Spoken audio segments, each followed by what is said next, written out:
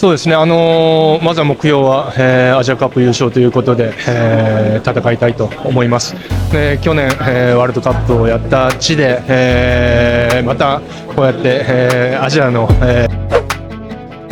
Ya, pelatih Jepang mengungkapkan terkejut Indonesia bisa mengalahkan timnas Vietnam, yang dimana ranking FIFA Vietnam sendiri berada di 94 dunia, namun kalah dengan Indonesia yang berada jauh di 146 dunia. Padahal sebelum Piala Asia digelar, timnas Indonesia disebut sebagai tim pelengkap bahkan diremehkan karena ranking FIFA Indonesia yang paling rendah di turnamen Piala Asia tersebut. Menurut pelatih Jepang, Indonesia di bawah asuhan Sintayong cukup mengalami kenaikan kualitas yang sangat drastis. Ia juga menyebut umur skuad Garuda yang terbilang muda pun disebut tidak banyak berpengalaman di turnamen sebesar ini.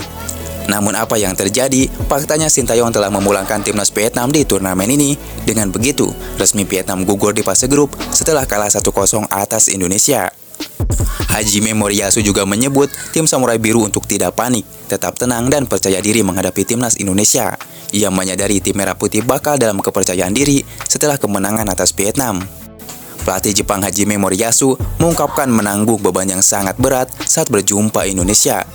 Pasalnya jika timnas Jepang kalah dari Indonesia, karir kepelatihannya akan menjadi jaminannya. Ya, meski secara realistis kekuatan Jepang jauh di atas Indonesia, namun jika melihat kepercayaan diri setelah menang atas Vietnam, skuad Garuda bisa saja mengejutkan timnas Jepang, apalagi dengan ranking FIFA Indonesia yang berada di 142 dunia. Jelas tidak ada beban saat menghadapi Jepang yang berada di ranking 19 dunia. Justru Jepanglah yang menanggung beban saat melawan asuhan Sintayong. Ketika menghadapi Indonesia nanti, pelatih Jepang menyuruh anak asuhannya untuk tidak meremehkan skuad Garuda. Mereka juga telah menandai pemain Indonesia seperti Marcelino Ferdinand, Rafael Struijk, dan Justin Hubner. Menurutnya, 3 pemain ini adalah kunci kemenangan Indonesia atas Vietnam. Sementara itu, duel Jepang kontra Indonesia akan tersaji di Stadion Al-Humama, Doha pada Rabu 24 Januari mendatang. Pertandingan akan disiarkan secara langsung di RCTI pukul 18.30 WIB. Pertarungan lawan Jepang akan jadi penentuan apakah Indonesia bisa lolos ke babak 16 besar sebagai runner-up grup atau lewat jalur 3 tim terbaik. そうですね、まずは目標は、アジアカップ優勝ということで、戦いたいと思います。去年、ワールドカップをやった地で、またこうやって、Malaysia resmi tersingkir di Piala Asia, fans Harimau Malaya justru puji Indonesia. Ya, perjalanan Malaysia di Piala Asia 2023 berakhir di babak grup. Malaysia tersingkir setelah kalah dramatis 0-1 dari Bahrain dalam pertandingan kedua grup E di Stadion Jasim bin Hamad Sabtu kemarin. Pelatih Kim Pan-gun mengatakan bertanggung jawab atas tersingkirnya timnas Malaysia dari Piala Asia 2023.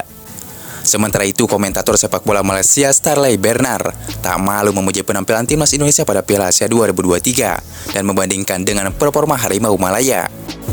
Contoh saja, kita saling membandingkan Indonesia, rata-rata usia 23 tahun, salah satu yang termuda di Piala Asia. Semalam menang 1-0 atas Vietnam, 3 poin. Kita melihat pendekatan mereka sepanjang 90 menit. Pertandingan pertama mereka kalah, kemudian di pertandingan kedua mereka bangkit, ujar pengamat Malaysia. Pengamat Malaysia itu menyebut Harimau Malaya harus banyak belajar dari Indonesia. Meski diremehkan sebagai tim termuda dan ranking FIFA terendah, nyatanya Indonesia mampu mengejutkan.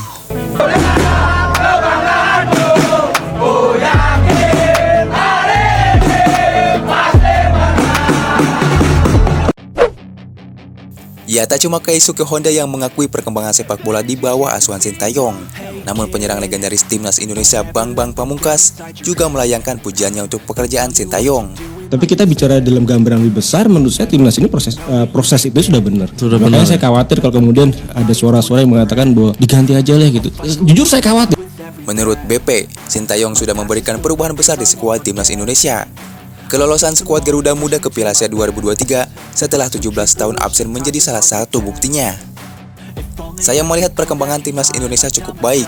Artinya setelah kita sekian lama tidak lolos Piala Asia, kini kita berhasil kembali lolos, katanya dalam sinar bersama kanal YouTube Sport 77.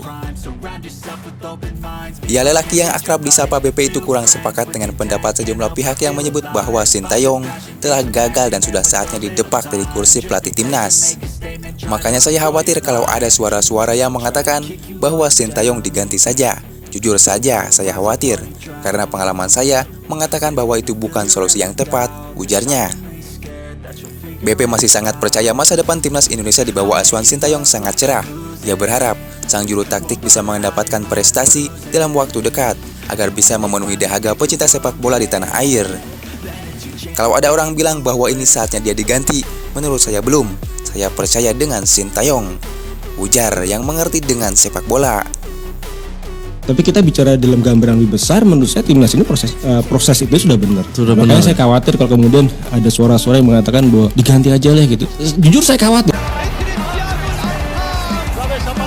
Aparece Messi.